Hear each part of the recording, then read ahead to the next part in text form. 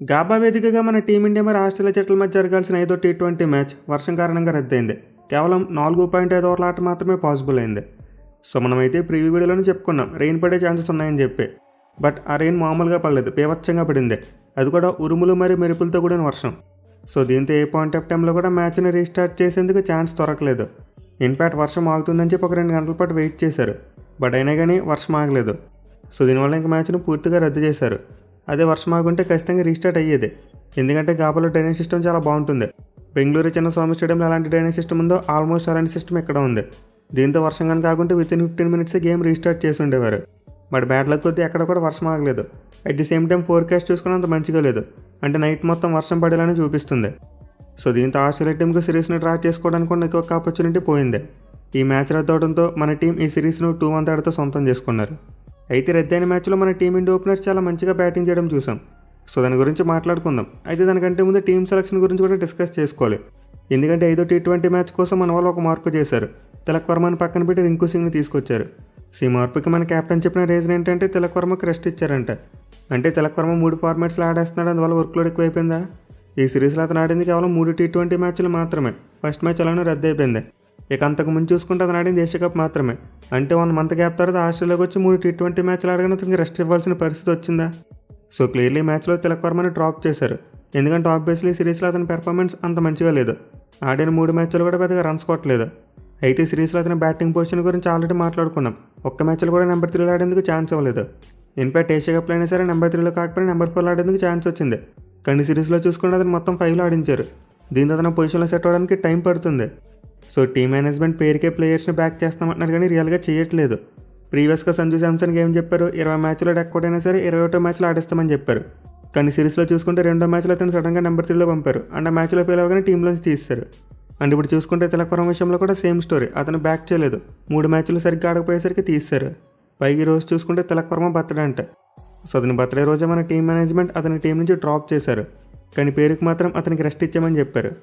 So నిజంగా మన team మేనేజ్మెంట్కి ఒకవేళ రింకు సింగ్ ఆడించాలని ఉంటే సంజు శాంసన్ ఓపెనర్గా ఆడించి మిడిల్ ఆర్డర్లో జితేష్ శర్మ ప్లేస్లో రింకు సింగ్ని తీసుకురావచ్చు కదా. కానీ అలా చేయరు. ఎందుకంటే సంజు శాంసన్ ఓపెనర్గా ఆడిస్తే శుభ్మన్ గిల్ని పక్కన పెట్టాలి. సో క్లియర్లీ మన టీం మేనేజ్మెంట్ ప్రజెంట్ కొంతమంది ప్లేయర్స్కి ఫేవర్ చేస్తుంది, మరి కొంతమంది ప్లేయర్స్ని కావాలని ఇగ్నోర్ చేస్తున్నట్టు అనిపిస్తుంది. ఏముందో మన వాళ్ళు మ్యాచ్లు గెలుస్తున్నప్పటికీ ప్రతి మ్యాచ్లో కూడా ప్లేయర్స్ మీద కత్తిగా అనిపిస్తుంది. అంటే ఏ మ్యాచ్లో ఎవరు ఉంటారో తెలీదు, ఎప్పుడు ఏ ప్లేస్లో ఆడతారో తెలీదు. సో దీనివల్ల ఏంటంటే ప్లేయర్స్ యొక్క కాన్ఫిడెన్స్ తగ్గిపోద్ది. ఏషియా కప్ ఫైనల్లో తిలక్ వర్మ ఇన్నింగ్స్ చూసి ఏమనుకున్నాం, అతను 3 ఫార్మాట్ ప్లేయర్ కానీ ఒక్క ఫార్మాట్కే పరిమితం చేశారని చెప్పి బాధపడ్డాం. కానీ ఇప్పుడు చూసుకుంటే అతను ఒక్క ఫార్మాట్లో కూడా కనుమరుగైపోలే కనిపిస్తున్నాడు.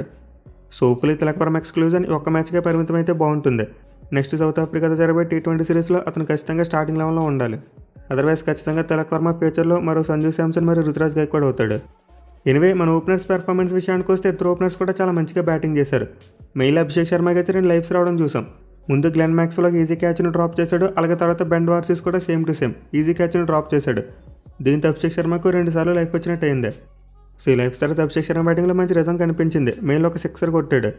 అండ్ ఓవరాల్గా చూసుకుంటే 13 బంతుల్లోనే 23 పరుగులు చేశాడు. వేరేస్ అతని ఎండ్లో శుభ్మన్ గిల్ మాత్రం మైండ్ బ్లోయింగ్ బ్యాటింగ్ చేశాడు. లాస్ట్ మ్యాచ్లో అతని మీద క్రిటిసిజం వచ్చింది, 46 రన్స్ కొట్టినప్పటికీ స్లోగా ఆడాడని చెప్పి, అంటే తక్కువ స్ట్రైక్ రేట్తో బ్యాటింగ్ చేశాడని చెప్పి. సో దాని ఎఫెక్ట్ ఏంటో తెలియదు కానీ ఈ మ్యాచ్లో గిల్ అయితే చాలా డిఫరెంట్ వేలో బ్యాటింగ్ చేశాడు. స్టార్టింగ్ నుండి బౌలర్స్ని అటాక్ చేస్తే చాలా అగ్రెసివ్గా కనిపించాడు. మెయిన్లీ బెన్ వార్సిస్ వేసిన 3 ఓవర్లో చూసాం 4 4లు కొట్టాడు. అండ్ ఇందులో హ్యాట్రిక్ ఫోర్స్ కూడా ఉన్నాయి. సో ఈ మ్యాచ్లో శుభ్మన్ గిల్ బ్యాటింగ్ అయితే టాప్ మ్యాచ్లో కనిపించింది. ఆ టైమింగ్ కానీ బ్యాలెన్స్ కానీ షార్ట్ సెలెక్షన్ కానీ అన్ని స్పాట్ అని కనిపించాయి. ఇన్ఫాక్ట్ కేవలం 16 బంతుల్లోనే 29 పరుగులు చేశాడు. అంటే 180+ స్ట్రైక్ రేట్తో బ్యాటింగ్ చేస్తున్నాడు. సో దీంతో బ్యాటింగ్ చూసి గిల్ ఖచ్చితంగా భారీ స్కోర్ కొడతాడేమో అనుకున్నాం. మెయిన్లీ గత 17 వైట్ బాల్ ఇన్నింగ్స్లో చూసుకుంటే అతనికి ఒకటి కూడా 50+ స్కోర్ లేదు. దీంతో మ్యాచ్లో స్ట్రీక్ రన్ చేస్తాడు, ఒక మంచి భారీ ఇన్నింగ్స్ ఆడతాడేమో అనుకున్నాం. అయితే అతని దరిద్రం వర్షం రూపంలో వెంటాడింది. సేమ్ ఫస్ట్ టీ20 మ్యాచ్లో కూడా ఇలాంటి బ్యాటింగ్ చూసాం. కేవలం 20 బాల్స్కే 37 రన్స్ కొట్టేశాడు. బట్ అలాంటి టైంలో వర్షం వచ్చి తన ఇన్నింగ్స్కు బ్రేక్ వేసింది. సో సిరీస్లో Shubman Gill first match and last match ఈ 2 మ్యాచ్లో చాలా అద్భుతమైన బ్యాటింగ్ చేశాడు. మోస్ట్ ఇంపార్టెంట్ అతని బ్యాటింగ్ చూసి భారీ ఇన్నింగ్స్లో పక్కా అనుకున్నాం. కానీ 2 మ్యాచ్లో మాత్రం అతని వర్షం వెంటాడిందే. బట్ ఎనివే మిగతా 3 మ్యాచ్లతో కంపేర్ చేసుకుంటే రద్దయిన 2 మ్యాచ్లో పిచ్ కూడా కాస్త బ్యాటింగ్ బాగుందనే చెప్పుకోవచ్చు. అంటే మరి out and out face wicket కాదు, బ్యాటింగ్ బాగా అనుకూలించింది.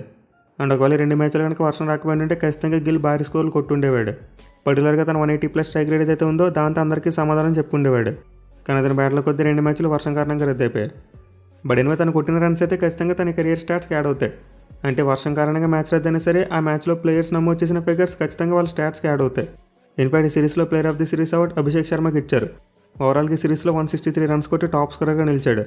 అండ్ ఈ 163 రన్స్లో తన ఫస్ట్ మ్యాచ్లో కొట్టిన రన్స్ ఉన్నాయి, అలాగే లాస్ట్ మ్యాచ్లో కొట్టిన రన్స్ కూడా ఉన్నాయి. సో దీంతో మీరు వాడు గుర్తుపెట్టుకోండి, మ్యాచ్ ఏ కారణంగా రద్దయినా సరే ఆ మ్యాచ్లో ప్లేయర్స్ యొక్క పెర్ఫార్మెన్స్ ఖచ్చితంగా వాళ్ళ కెరీర్ స్టాట్స్కి యాడ్ అవుతాయి. ఎనివే మన వాళ్ళైతే ఎట్టేగాని మరో సిరీస్ గెలుచుకున్నారు. ఆ పోస్ట్ 2024 వరల్డ్ కప్ తర్వాత స్కై మ్యారో గంభీర్ నాయకత్వంలోని మన టీమిండియా ఏ సిరీస్ కూడా ఓడిపోలేదు. ప్రతి సిరీస్లో కూడా డామినెన్స్ కొనసాగిస్తున్నారు. మేలా విన్ పర్సెంటేజ్ అబోవ్ 80 ఉంది.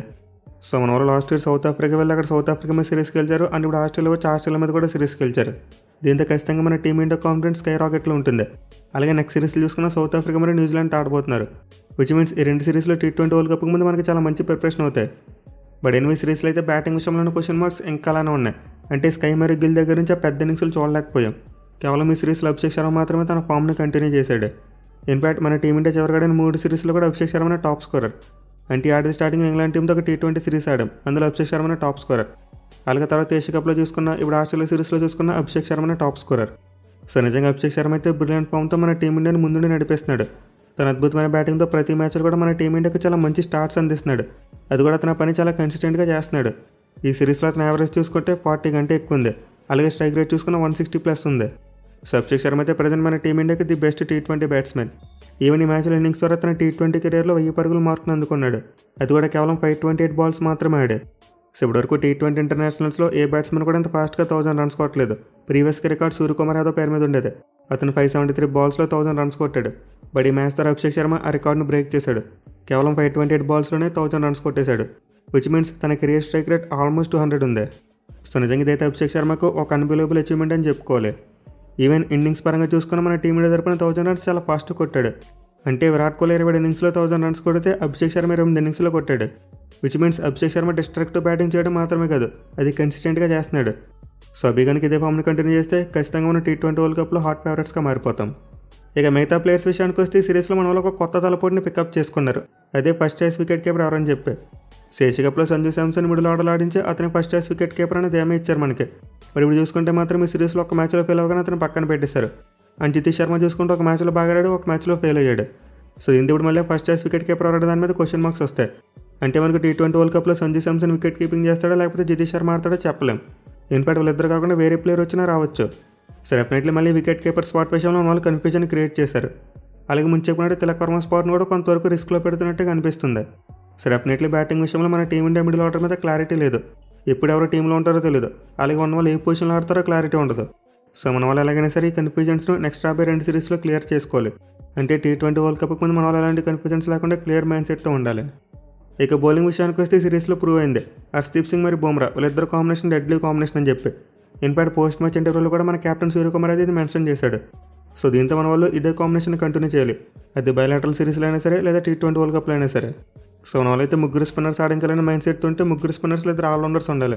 అంటే సిరీస్లో అయితే అక్షర్ మరియు వాషిని ఆడించారో అదే కంటిన్యూ చేయాలి. అండ్ దాని మూడో స్పిన్నర్గా ఆబ్వియస్లీ వరుణ్ చక్రవర్తి ఉంటాడు. సో ఈ 3+3 కాంబినేషన్ మనకి ఏ పిచ్ మీద అయినా సరే బాగా సెట్ అవుతుంది. అందుకే మనకు 4వ స్పిన్ ఆప్షన్ కూడా కావాలనుకుంటే అభిషేక్ శర్మ బౌలింగ్ చేస్తాడు. ఇక ప్రజెంట్ 3వ పేస్ బౌలింగ్ ఆప్షన్గా శివం దుబే ఉన్నాడు. అండ్ ఈ సిరీస్లో బాగానే పెర్ఫామ్ చేశాడు. బట్ హార్దిక్ పాండ్యా వస్తే ఖచ్చితంగా అతనైతే బయటికి వెళ్ళిపోవాలి. అంటే మోస్ట్ లైక్లీ శివం దుబే హార్దిక్ పాండ్యాకి బ్యాకప్గా మాత్రం ఉండొచ్చు. లేదా ఇద్దరిని ఆడించాలనుకుంటే మళ్ళీ ఒక పేస్ బౌలర్ని డ్రాప్ చేయాలి. అంటే హర్షదీప్ సింగ్లో లేకపోతే బుమ్రాను మళ్ళీ కూర్చోబెట్టవలసిన పరిస్థితి వస్తుంది. సో ఐ థింక్ ఈ సిరీస్లో మన వాళ్ళు బౌలింగ్ విషయంలో పర్ఫెక్ట్ కాంబినేషన్ కనిపెట్టారని అనుకుంటున్నా. కానీ బ్యాటింగ్ విషయంలో మాత్రం సమస్యలు ఉన్నాయి. చూడాలి మరి రాబోయే సిరీస్లో బ్యాటింగ్ సమస్యలను ఎలా అడ్రస్ చేస్తారనేది.